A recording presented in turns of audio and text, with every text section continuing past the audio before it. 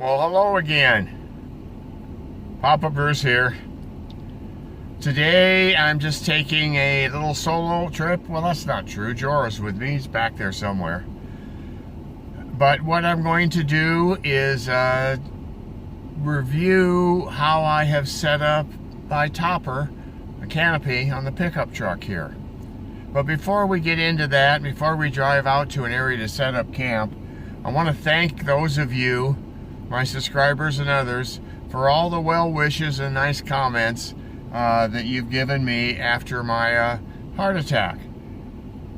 Things are looking good. I just visited my cardiologist and he says my ticker's really sound. And I like that. But what we're going to do today is just use the topper just to go out and get away for the night, take Jorah camping.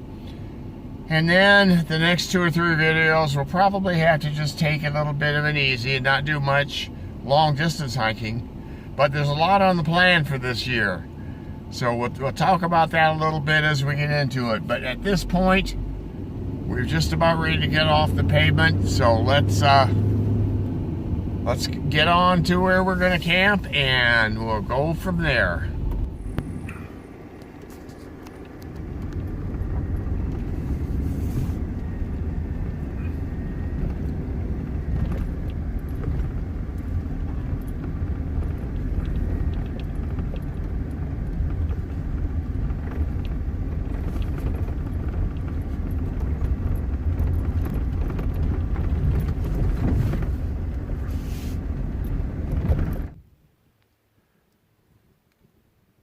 Well, this looks like a pretty good spot, so I think we'll just try it. I hope the wind stays down like this so the audio is halfway decent.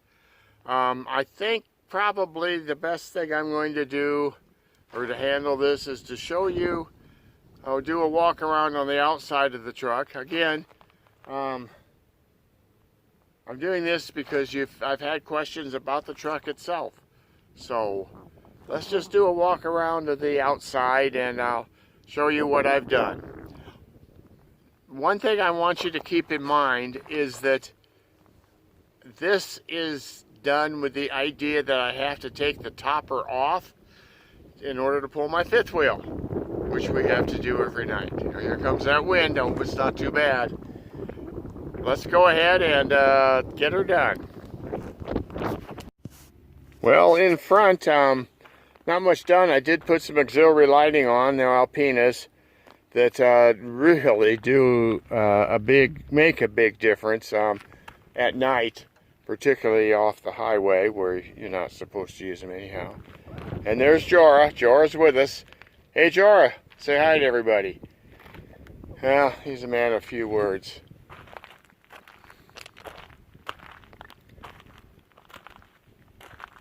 I've had the rack across the top, or the crossbars, and I use those to carry my kayak. But then I wanted to carry these traction boards. Since I'm usually out by myself, I thought it was prudent to figure out a way to carry these out of the way. And what this is sort of like a wire basket. It's actually a wire shelf. I think it's from Home Depot. They have them pretty much everywhere. And we bent it into that V shape and then attached it to 2 PVC pipes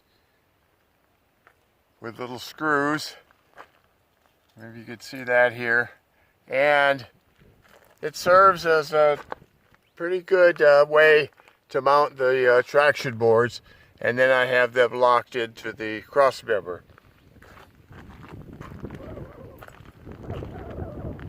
Over here on the other side, I just used a 4-inch PVC pipe, and maybe I should use a bigger one to fit the rods, reels a little better. But inside the pipe is where I keep my fishing rods. It would have been nice to have a little bigger one where I could have put the reels on them also, but this works out fine. And then we have a little shovel as well as our axe mounted on here. So that's Some of it's recovery gear, some of it's just nice to have. Some of it, an axe, a shovel, and a bucket, are actually required in some Forest Service areas.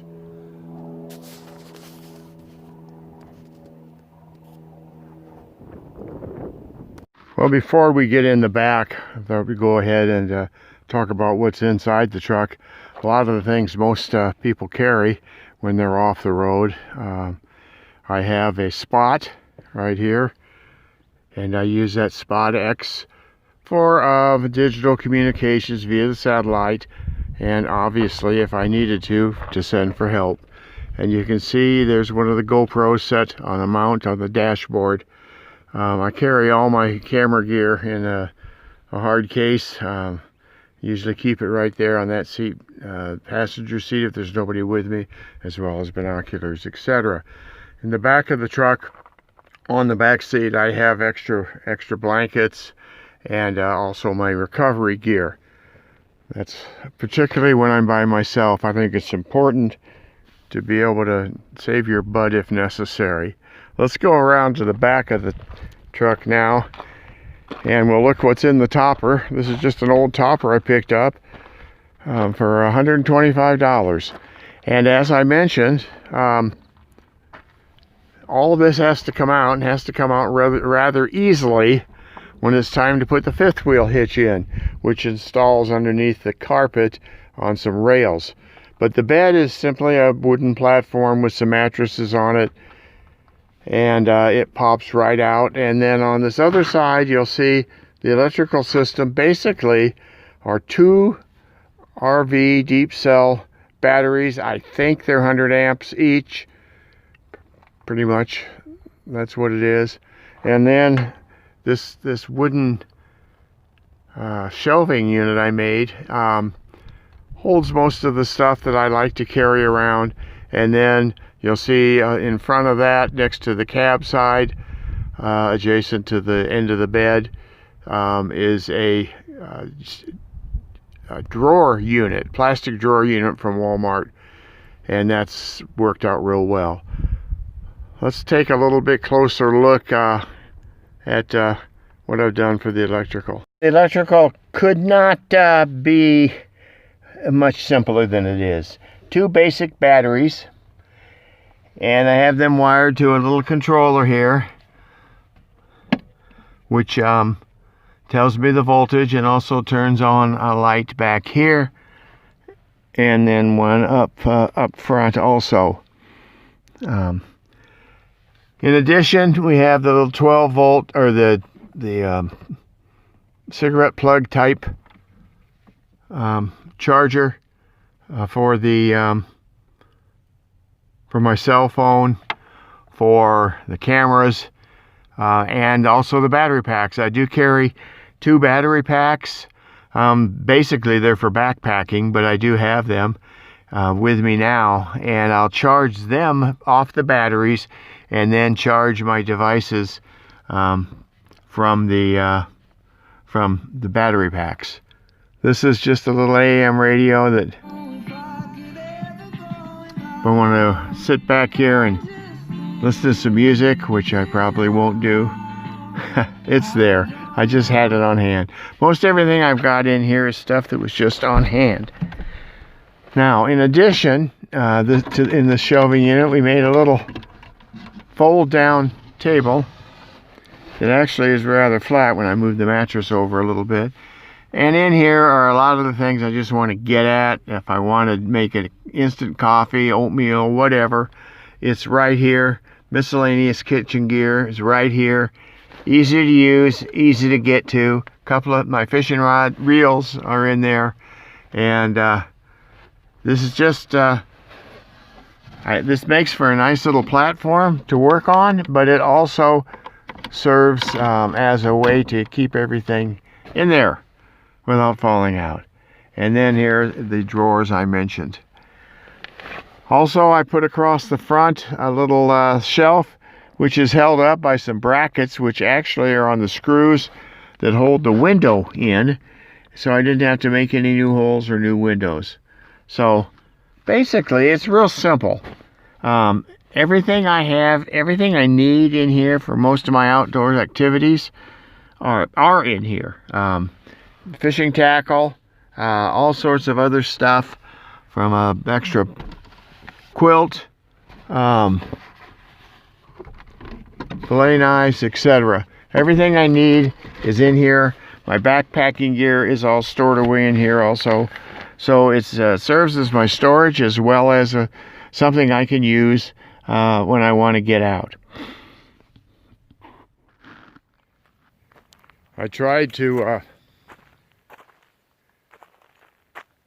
get some shots of the tarp as I set it off the back of the truck, because it really works well. However, a couple of things. One, first trip error on my part. I didn't bring the bungees I needed. And two, I ended up breaking one of the support rods. So maybe it's a good thing it happened, because if there was a heavy wind, it wouldn't have held up. So next time I get out, we'll definitely get that up again so you can see what that's going to be.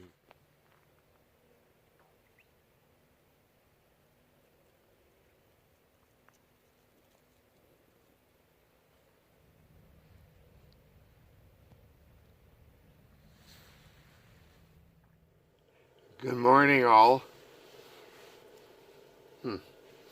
Rained all night last night, so decided to just go ahead and fix coffee inside and then get out. It's quit rain now, but since I couldn't get the tarp up, a lot of the kitchen's all wet. So we're going to be cooking in here. Well, at least fixing coffee. Using the little drop-down table. And then George doesn't think it's time to get up yet. Do you, buddy? He's still snoozing. Anyway, good night last night. A couple of things as we're waiting for the coffee water to get hot. I mentioned my 12-volt system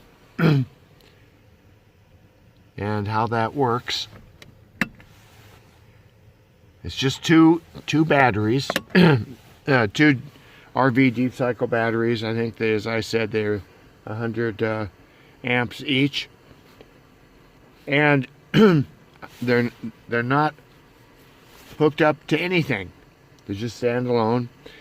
Most of these trips that I make are probably only going to be a few days, and that's sufficient for using them to charge my cameras, phone, etc. Also, last night it was getting a little bit chilly, so I decided to go ahead and hook up or plug in the 12-volt